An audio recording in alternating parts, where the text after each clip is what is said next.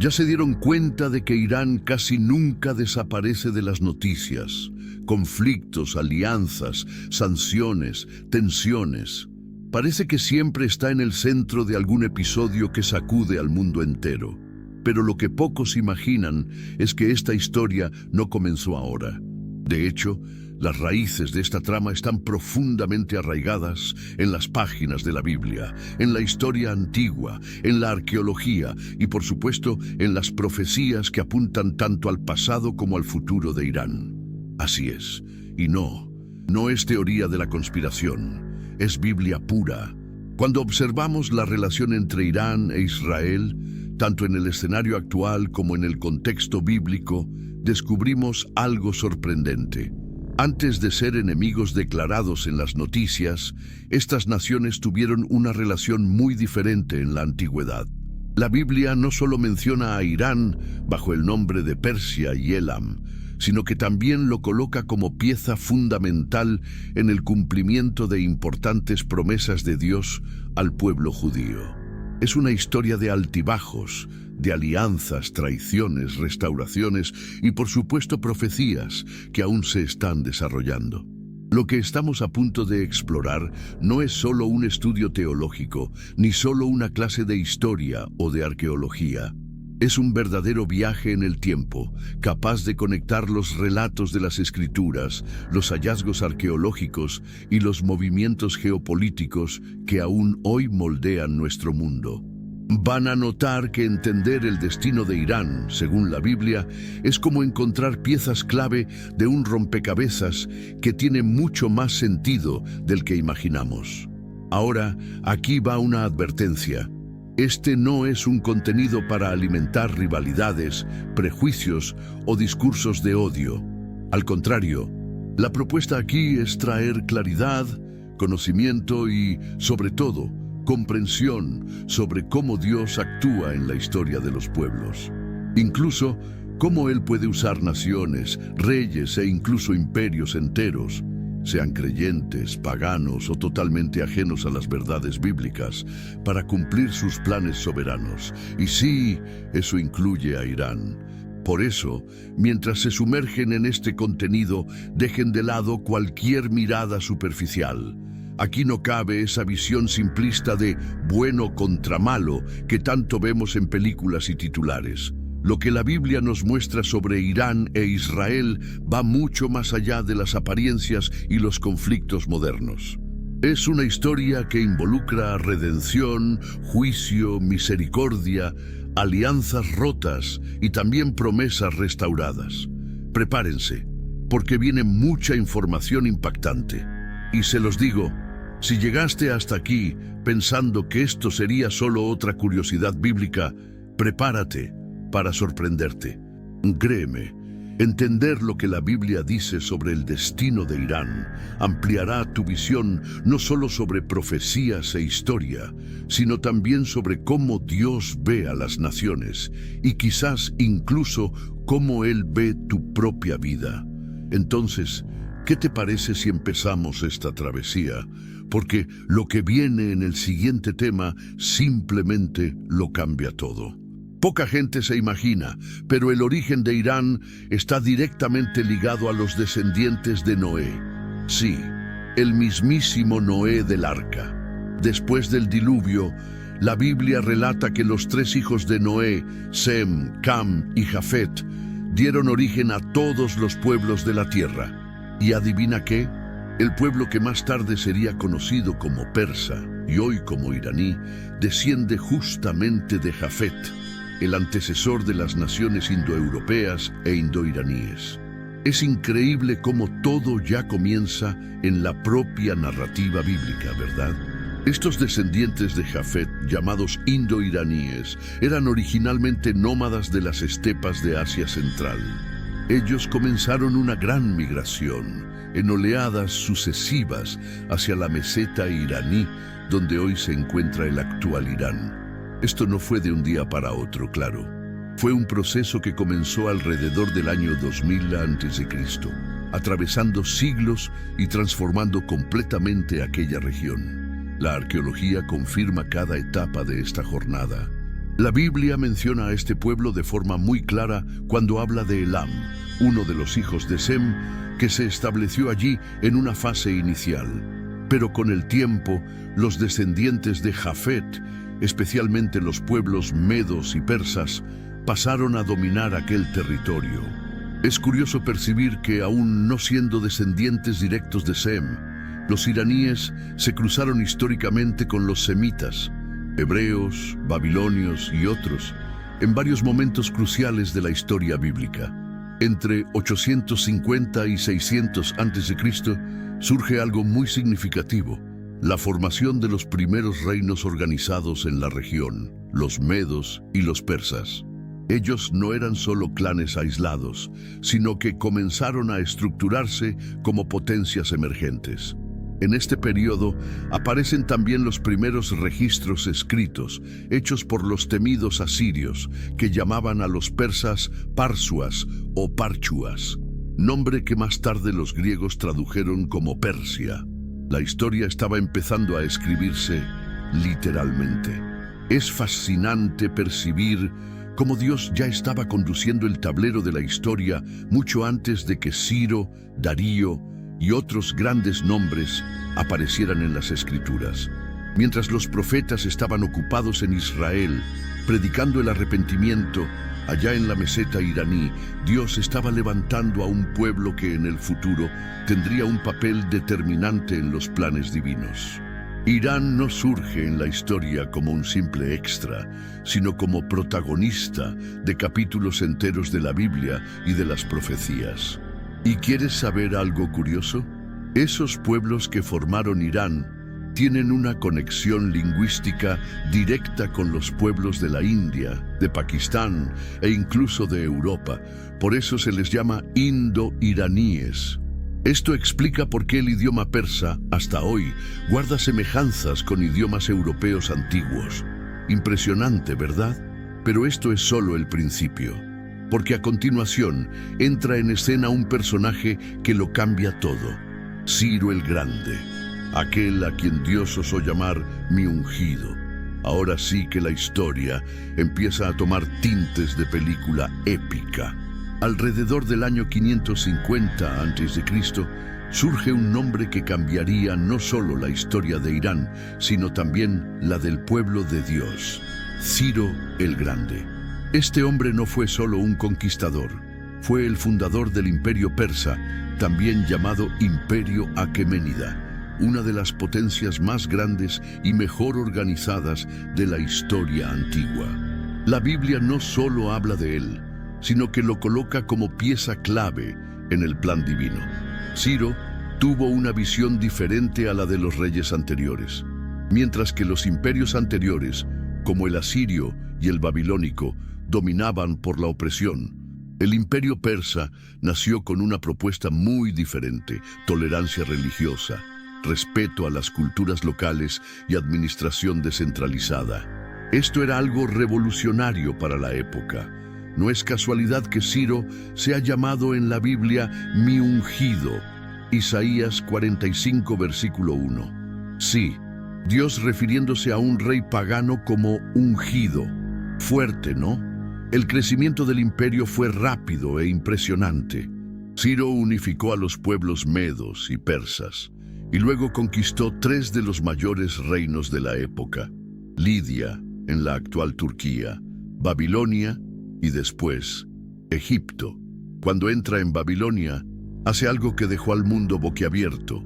Libera a los pueblos del exilio, incluyendo a los judíos, y permite que regresen a Jerusalén para reconstruir el templo. Todo esto está registrado en el libro de Esdras, capítulo 1. Este no fue solo un movimiento político, sino un verdadero cumplimiento de profecías. Allá en Isaías 45, escrito unos 150 años antes del nacimiento de Ciro, Dios ya lo llama por su nombre y declara que él sería usado para liberar a su pueblo. Así es, mi amigo, mientras los hombres hacen planes y guerras, Dios ya tiene su agenda trazada al detalle, y en ella Persia ocupa un lugar destacado. El imperio persa no era solo poder militar, era también cultura, ciencia, desarrollo e influencia. Crearon sistemas administrativos sofisticados, construyeron carreteras, incentivaron el comercio y establecieron algo que hoy sería el equivalente a las zonas libres de religión, permitiendo que cada pueblo adorara a sus dioses en paz. Esto explica por qué en la Biblia el pueblo judío tenía tanta libertad bajo el dominio persa, a diferencia de los tiempos de Babilonia. Y aquí les va una buena provocación. ¿Se imaginarían que el mismo pueblo que hoy aparece en los noticieros como uno de los mayores opositores de Israel en el pasado fue exactamente quien ayudó a Israel a reconstruirse? Pues sí, la historia da vueltas. Y entender ese pasado cambia por completo nuestra percepción del presente. En el próximo tema, descubrirán que esa influencia no era solo política, sino también espiritual. Porque allá en Irán surgió una religión que hasta hoy levanta debates entre historiadores y teólogos. Y sí, eso tiene todo que ver con la Biblia. Antes de que el islamismo surgiera, antes incluso de que el cristianismo o el judaísmo rabínico se estructuraran, allá en la antigua Persia, surgió una religión que moldearía buena parte del pensamiento oriental, el zoroastrismo, fundado por Zoroastro, también conocido como Zaratustra. Este sistema de creencias influyó no solo a los persas, sino que atravesó fronteras. Y se van a sorprender. Esta religión tiene conceptos que recuerdan mucho a temas bíblicos como el juicio, el cielo, el infierno, los ángeles e incluso un Mesías Salvador. El zoroastrismo no era una religión cualquiera. Enseñaba que existe un Dios supremo llamado Ahura Mazda, el creador del cielo y de la tierra, que representa el bien absoluto. Del otro lado surge Angra Mainyu, o Ahriman, el espíritu del mal, que lidera fuerzas de las tinieblas contra la creación divina. Una batalla cósmica entre la luz y las tinieblas, el bien y el mal, permeaba toda la creencia zoroastriana. ¿No les parece, de alguna forma, familiar con las guerras espirituales descritas en la Biblia? Y hay más. El zoroastrismo hablaba de ángeles, seres espirituales que auxilian en el plan divino, y de demonios que actúan esparciendo el mal por el mundo. También defendía que, al final de los tiempos, habría un gran juicio, donde cada persona sería juzgada por sus actos. Quien eligió el camino del bien viviría en un estado de felicidad eterna. Quien eligió el mal sufriría las consecuencias. Aquí no se puede negar, hay paralelos impresionantes con la cosmovisión bíblica. ¿Pero acaso los judíos copiaron a los persas? Esta es una pregunta que muchos académicos han planteado, principalmente los más críticos con la fe bíblica. Sin embargo, existe una explicación mucho más coherente. Durante el cautiverio en Babilonia y después, bajo el dominio persa, los judíos convivieron de cerca con estas ideas. Y es mucho más probable que parte de la revelación divina también haya impactado a los persas, que imaginar que los profetas copiaron conceptos persas. Después de todo, ¿quién dice que Dios no habla a los corazones de otros pueblos? Inclusive, muchos estudiosos creen que aquellos famosos magos de Oriente que fueron a visitar a Jesús en su nacimiento podrían haber sido sacerdotes zoroastristas. Tiene sentido, porque eran especialistas en la lectura de los cielos, en la interpretación de señales, y estaban ligados a esta tradición de buscar revelaciones divinas a través de las estrellas.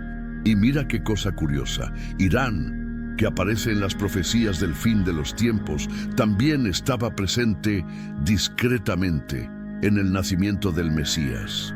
Pero mientras esta religión echaba raíces espirituales en Oriente, al otro lado del tablero de la historia, Dios estaba escribiendo otra parte del guión, consolidando a Persia como una potencia mundial y preparando el escenario para eventos que hasta hoy impactan a Israel, Irán y el mundo.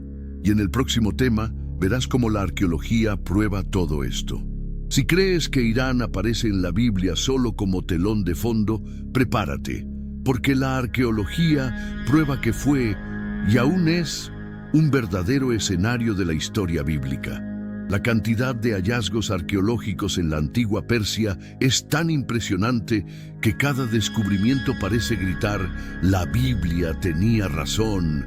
Y no estamos hablando de pequeños objetos, son palacios, inscripciones gigantescas, tumbas de reyes y documentos que han cambiado el entendimiento de la historia. Tal vez el más famoso de estos hallazgos sea la increíble inscripción de Beistún. Imagina un paredón de más de 30 metros de altura, en una ladera en Irán, tallado con figuras y textos en 3 lenguas antiguas: persa antiguo, elamita y acadio. Fue gracias a esta inscripción que los estudiosos lograron descifrar la escritura cuneiforme, del mismo modo que la piedra de Rosetta, una gran losa de piedra encontrada en Egipto en 1799 que se convirtió en la clave fundamental para descifrar los jeroglíficos egipcios, la antigua escritura de los faraones. Antes de su descubrimiento, nadie en el mundo moderno sabía leer los jeroglíficos. Eran un completo misterio. Sin ella, gran parte de la historia antigua permanecería como un enigma. Y eso no es todo. En Irán también se encuentran las tumbas de reyes que la Biblia menciona, como Ciro, Darío y Artajerjes. ¿Te imaginas? Leer sobre ellos en las páginas de Esdras, Nehemías, Daniel o Esther, y después ver sus tumbas que siguen en pie hasta el día de hoy, es simplemente escalofriante. Es como si la Biblia cobrara una tercera dimensión. De hecho, estas tumbas son consideradas verdaderos monumentos de la historia de la humanidad. Otro hallazgo espectacular es el conjunto de ruinas de Persépolis, la grandiosa capital ceremonial del Imperio Persa. Caminar por allí es como hacerlo en el escenario de los libros de Esther y Daniel. Las columnas gigantes, las inscripciones, los bajorrelieves que muestran a siervos trayendo tributos de todas partes del imperio. Todo concuerda exactamente con las descripciones bíblicas. La Biblia describe fiestas, palacios e incluso la pompa de los reyes persas, y la arqueología lo confirma todo, hasta en los más mínimos detalles. ¿Y recuerdas aquella desconfianza que algunos críticos de la Biblia manifestaron diciendo que ciertos relatos eran exageraciones o mitos? Pues bien, cada pedazo excavado en Irán parece responder: no, señores, esto sucedió de verdad. Desde los registros de Ciro liberando a los judíos hasta la descripción de los palacios de Asuero en el libro de Esther, la arqueología no solo confirma, sino que muchas veces añade detalles que la Biblia no describió, pero que dan más vida y contexto a lo que ya sabíamos. Lo más fascinante de todo es darse cuenta de que Irán no es solo una pieza histórica. Es un nexo vivo que conecta la Biblia, la historia antigua e incluso la geopolítica de nuestros días. Cada piedra, cada inscripción y cada tumba parecen contar de forma silenciosa que las manos de Dios están conduciendo la historia desde los tiempos de Ciro hasta nuestros días. Y hablando de personajes importantes, en el próximo tema descubrirás cómo algunos de los nombres más grandes de la Biblia tienen una conexión directa y sorprendente con la antigua Persia.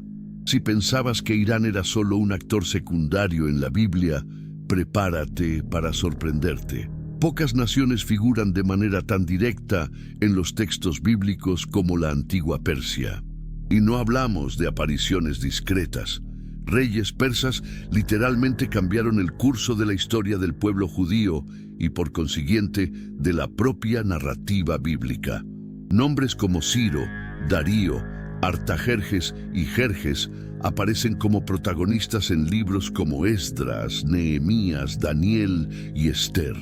Empecemos por quien quizás sea el más famoso, Ciro el Grande. Dios no solo lo menciona en la Biblia, sino que lo llama mi ungido. Isaías 45, versículo 1. Sí, un rey persa, pagano, siendo llamado ungido por Dios.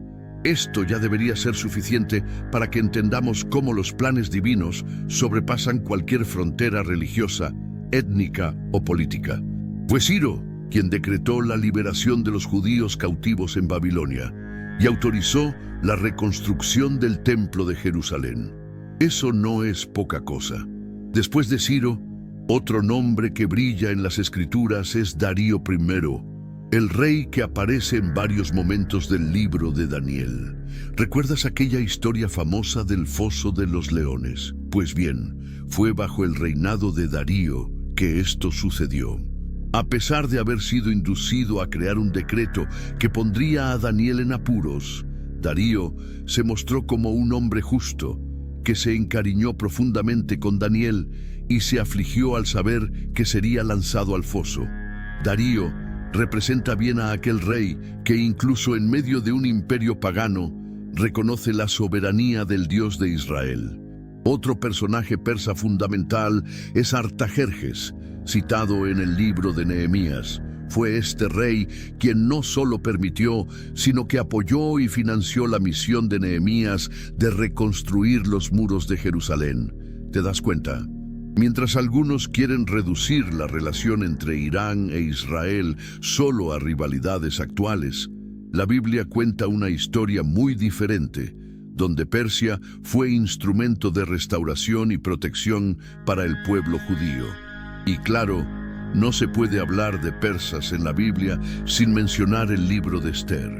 La historia se desarrolla íntegramente en el palacio del rey persa Jerjes I, llamado Asuero en la traducción bíblica. Es una narrativa espectacular de liberación, donde una joven judía se convierte en reina de Persia y con su valentía impide el exterminio de su pueblo.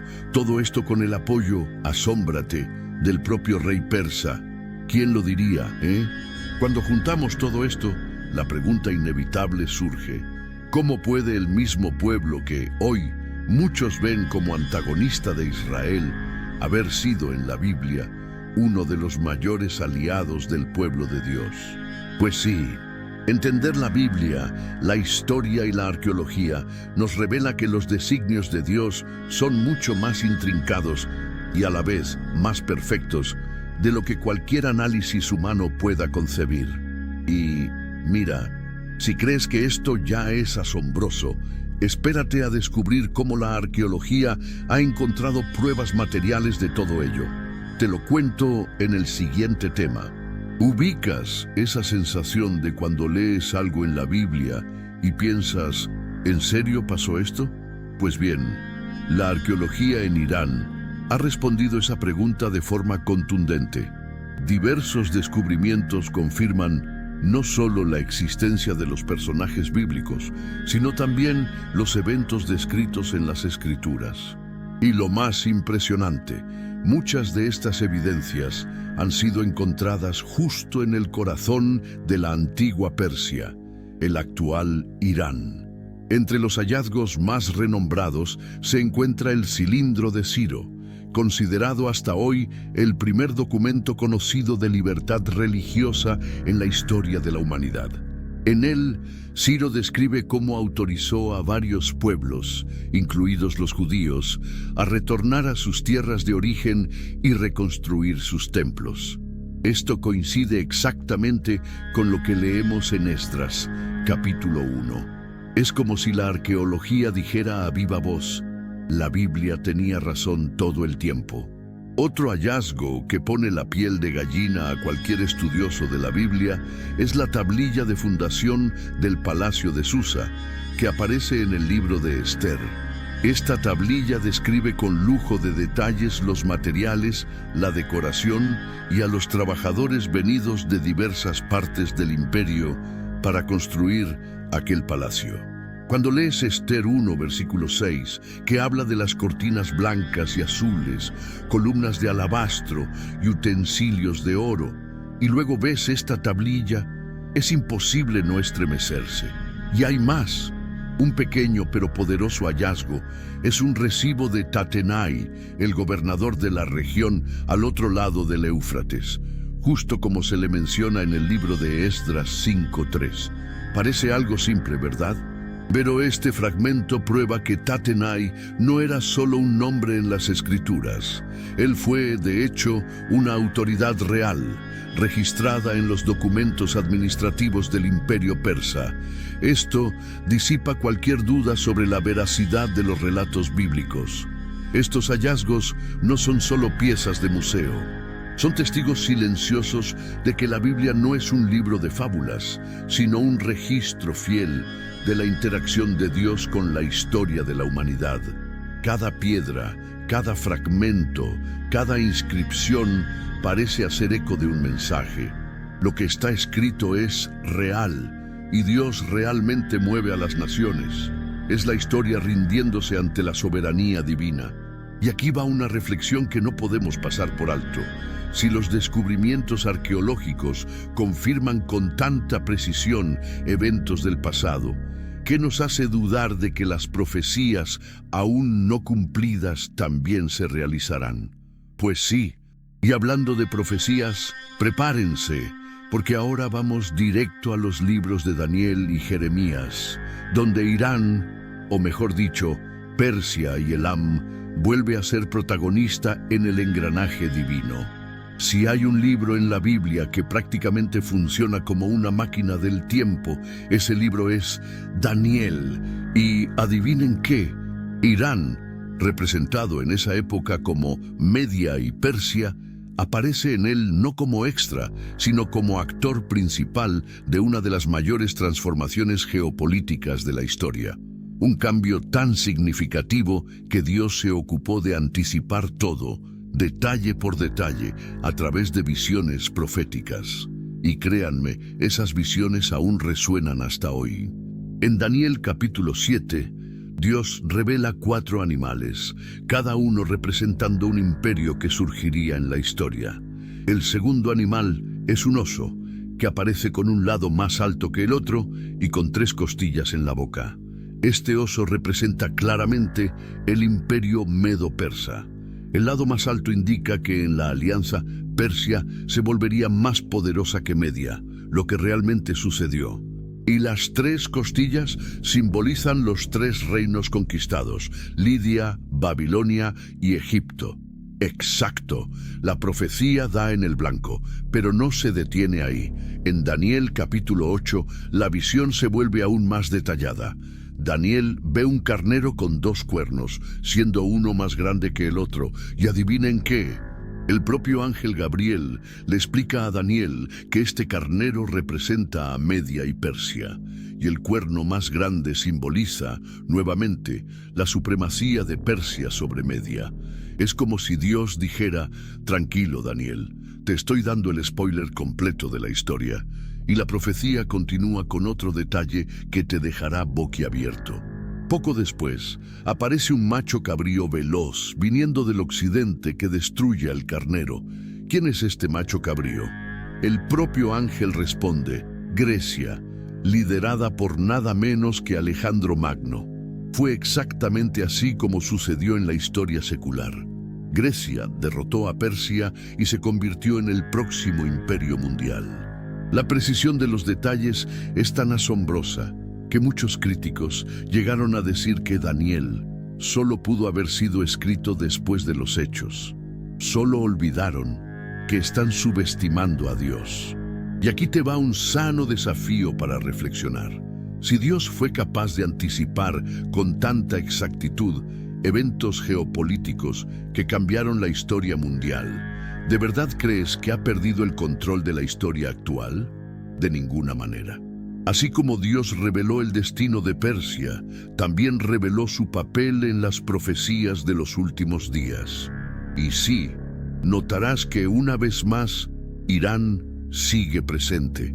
Por eso, cuando escuches hablar de Irán en las noticias, ya sea sobre sanciones, tensiones, conflictos o alianzas, recuerda, nada de esto es nuevo. La historia de este pueblo ya estaba escrita antes incluso de que supieran que formarían parte de ella. Más adelante, nos sumergiremos en una de las profecías más directas y a la vez más enigmáticas sobre el destino de Irán. la profecía de Jeremías sobre Elam. Prepárate, aquí las cosas empiezan a ponerse realmente interesantes. Si hay una profecía bíblica que pasa casi desapercibida, pero que tiene un peso gigantesco para entender el destino de Irán, es la que está en Jeremías 49, versículos 34 y 39. Aquí, el profeta no habla de Persia, sino de Elam, que era una de las regiones centrales del actual territorio iraní. Y si pensabas que esto era solo historia antigua, agárrate, porque esta profecía tiene implicaciones tanto para el pasado como para los eventos del futuro. Y es sencillamente explosiva. Dios comienza diciendo algo impactante. He aquí que quebrantaré el arco de Elam, el principal nervio de su fuerza. En la antigüedad, el arco era símbolo de poder militar. O sea, Dios estaba decretando que la fuerza militar de Elam, léase, Irán, sería quebrantada. Históricamente, esto se cumplió cuando el imperio persa, a pesar de ser poderoso, fue derrotado por Alejandro Magno. Pero créeme, este texto tiene capas más profundas, que apuntan también a tiempos aún por venir. La profecía sigue con un tono sombrío. Esparciré a los elamitas a los cuatro vientos.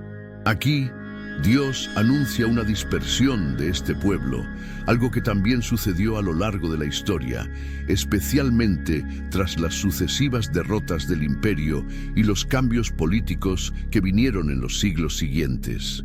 Pero, curiosamente, esta dispersión de los elamitas hace eco de lo que también sucedió con el pueblo judío.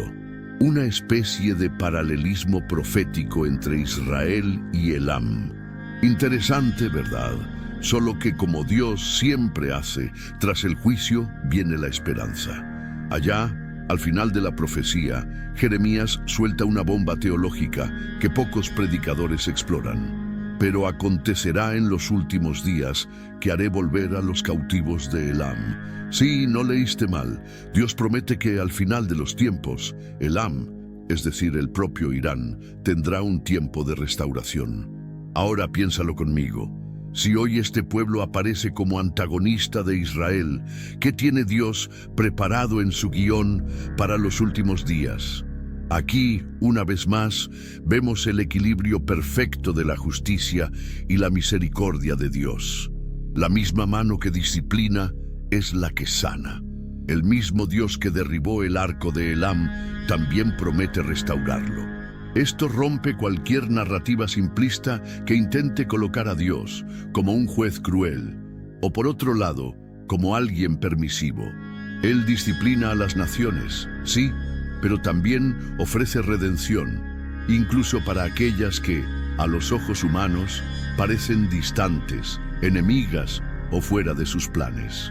Ahora quédate con esta reflexión. Si Dios escribió un capítulo de restauración, incluso para una nación como Elam, hoy Irán, ¿existe algún ser humano, algún pueblo o alguna historia que esté fuera del alcance de su gracia?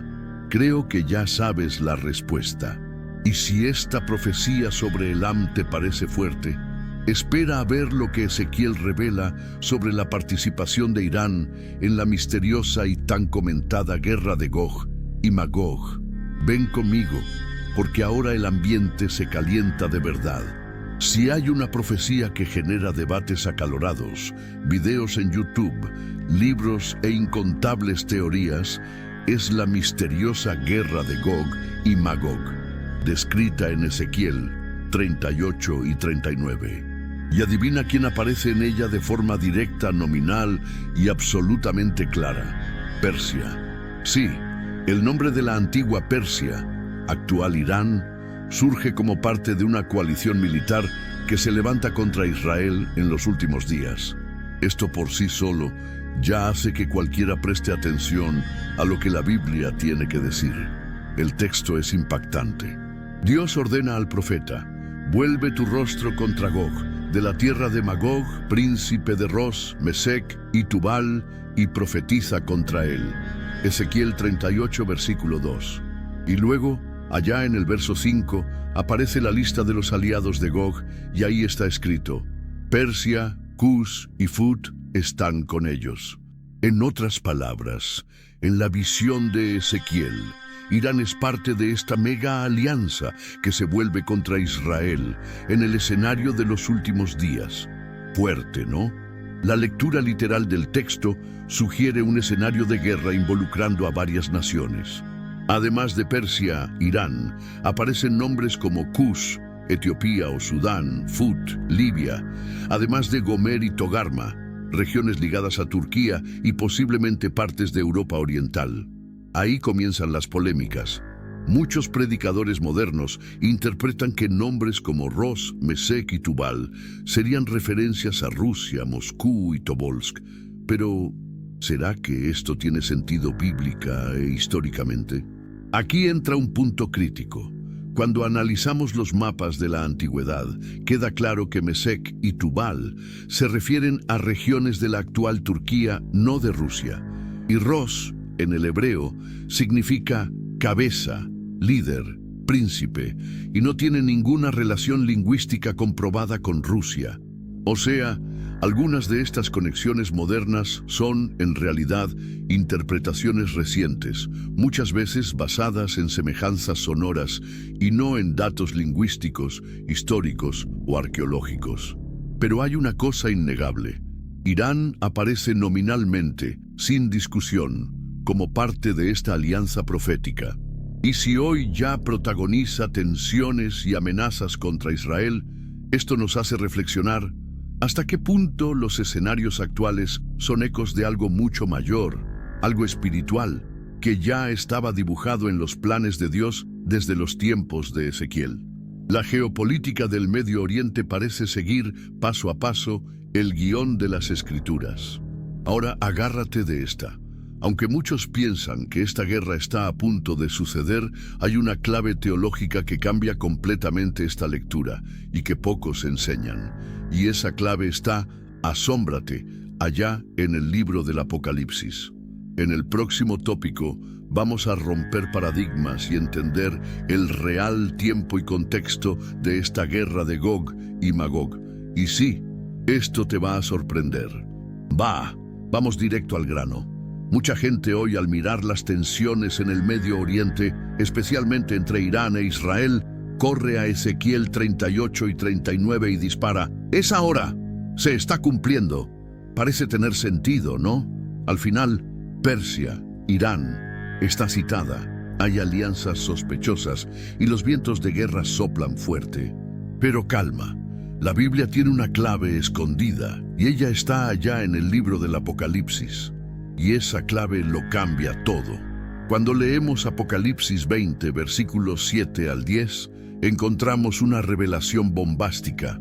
La guerra de Gog y Magog no acontece antes de la vuelta de Jesús, ni en el contexto de nuestros días. La propia Biblia dice que ella ocurrirá después del milenio, o sea, después de 1000 años de paz bajo el reinado de Cristo. Cuando sin embargo se completen los 1000 años, Satanás será suelto y saldrá a engañar a las naciones, Gog y Magog. Está escrito, negro sobre blanco. ¿Percibes el tamaño del error de quien intenta encajar Ezequiel 38 y 39 en el escenario geopolítico actual? La guerra descrita allí no es una guerra convencional, como las que vemos en los noticiarios. Es una guerra escatológica a escala global que ocurre cuando Satanás es liberado al final del milenio, reuniendo a pueblos de los 4 confines de la tierra para sitiar la Nueva Jerusalén e intentar un último ataque contra el pueblo de Dios. ¿Y sabes qué pasa? Fuego desciende del cielo y lo resuelve todo. O sea, al contrario de lo que mucha gente pregona, no es una guerra entre naciones actuales, como Israel contra Irán, Rusia o cualquier otro país. Es un levantamiento final liderado por Satanás, con todos los impíos resucitados después del milenio, cercando al pueblo de Dios que estará a salvo en la Nueva Jerusalén. Esto significa que la profecía de Ezequiel no se cumple en nuestro tiempo, sino en un escenario muy posterior, en el desenlace total de la historia de la humanidad. Esto no significa que las tensiones de hoy sean irrelevantes. Al contrario, sí son señales de nuestro tiempo, muestran que vivimos los principios de dolores, como Jesús alertó en Mateo 24. Pero no son el cumplimiento directo de la profecía de Gog y Magog. Y aquí va un golpe de realidad. Quien insiste en decir que esta guerra es de ahora, lamentablemente, está forzando el texto, ignorando el contexto bíblico más amplio.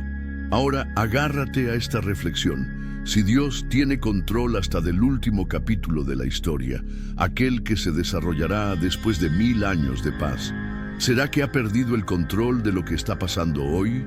Claro que no.